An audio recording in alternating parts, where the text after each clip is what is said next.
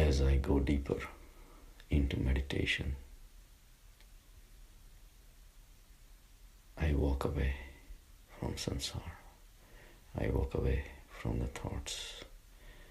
I walk away from all the identifications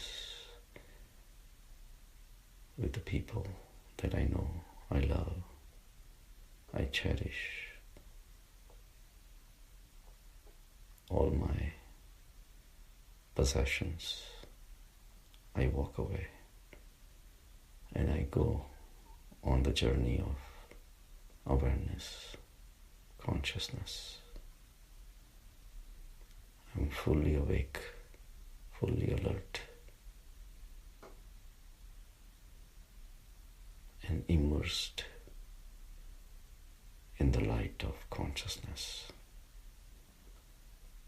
as if I have come out of the light bulb and I'm just traveling on this electricity, which is totally free, unbound by anything.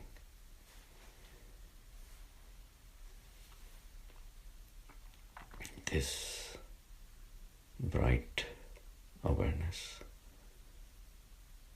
electrifying consciousness is opening up the new spheres in my head. I go beyond and I'm floating in a infinite emptiness. But this emptiness is not empty. It's full. It's full of consciousness, full of awareness, full of existence.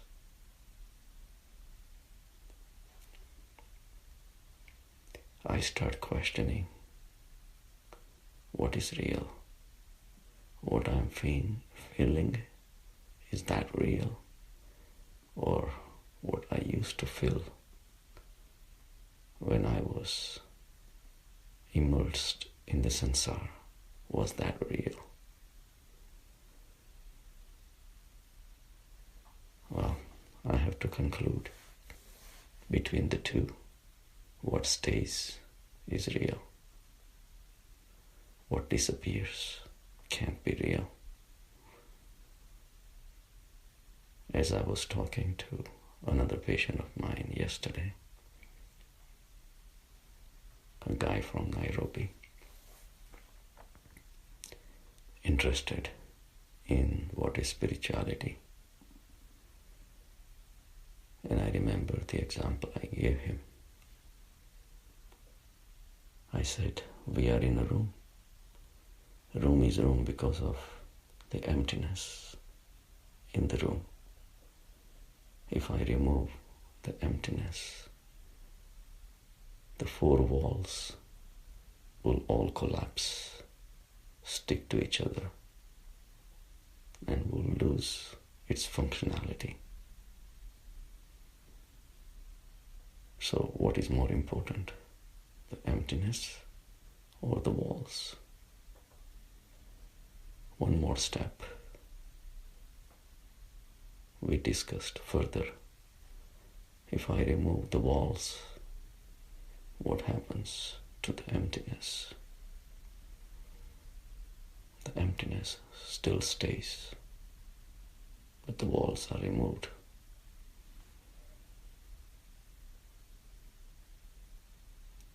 You can do something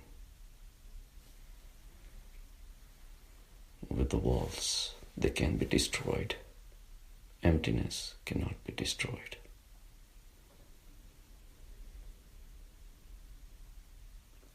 Even if you don't do anything to the walls, time will come and the walls will disappear. Nothing can be done with emptiness. It is untouchable, unapproachable, unmanipulable, is ever present. So the same way the meditation takes me to an electrified state of full awareness, which I never knew existed. But now that has become my new reality. Why does the sansar look so real, feel so real? Because it is a shadow of the ultimate reality, which is the electrifying consciousness. Every single experience that I have in sansar, I need that so-called emptiness, which is full of awareness. Every single experience that I have has to be backed by that awareness. If I want to cuddle my grandson, I need to be aware of that experience. So awareness is everything. So the sansar is a shadow of that awareness. And it is a shadow of awareness. That's why it looks so real. Just like the moon being reflected on a clear lake looks so real. But why won't it look real? Because it is a shadow of a real thing. So it gives an illusion of reality.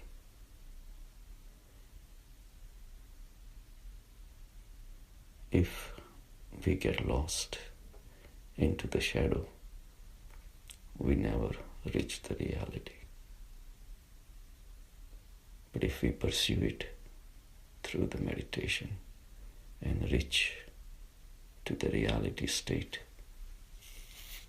of full consciousness, full awareness, full of existence, then we know that sansar is unreal. It is a mere shadow. Running after the shadow is foolishness. Running after objects of pleasure is foolishness.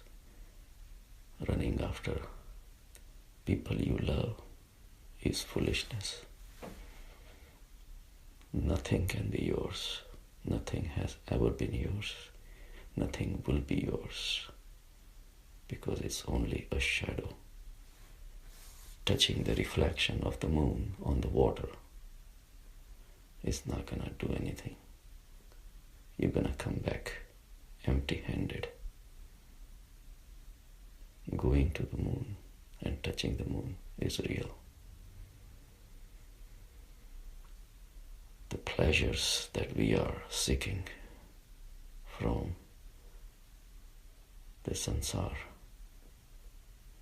is it real? If it is not real, your journey will go on forever and ever and ever till you die and beyond. Multiple lives, multiple births. At this point, the time has come to realize the reality, and your running is over. The objects that you were trying to get, the money, fame, people, love, recognition, all those things where you were expecting from sansar. Sometimes you got it and you thought you were happy. Sometimes you didn't get it and you were unhappy. All this bouncing around was useless. Alexander died, Genghis Khan died, and bigger names came and went. They all are in the dust. All were trying to gain something from samsara. Samsara is for the fools. It makes you think that it's giving you something. It never does. And whatever it does, it takes it away. So this Maya, this Jal, is our bondage.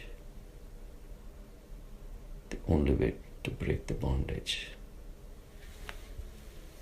is to get a better reality. One which is really real. Is what's gonna make you realize what is fake.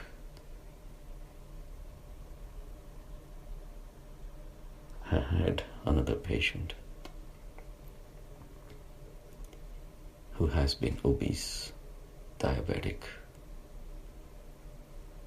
high cholesterol,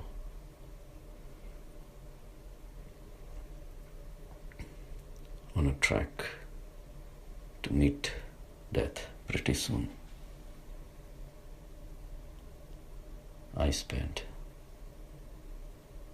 enough time for her to realize that she's chasing an unending dream, getting the pleasures of samsara is only creating another new target to achieve. One Haagen-Dazs ice cream creates desire for another Haagen-Dazs ice cream. The run and the run and the run keeps on going. It never ends. Through the meditation, once we realize the reality, all that race has to be over. And along with the ending of that race ends the anxiety, suffering,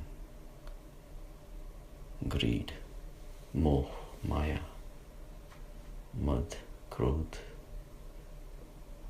Krodh is our attempts to get something unreal and then complaining of not getting it. Greed is the stage before realizing that you cannot have it. All this time, the mind was occupied in illusory world that is not gonna take us anywhere. So meditate.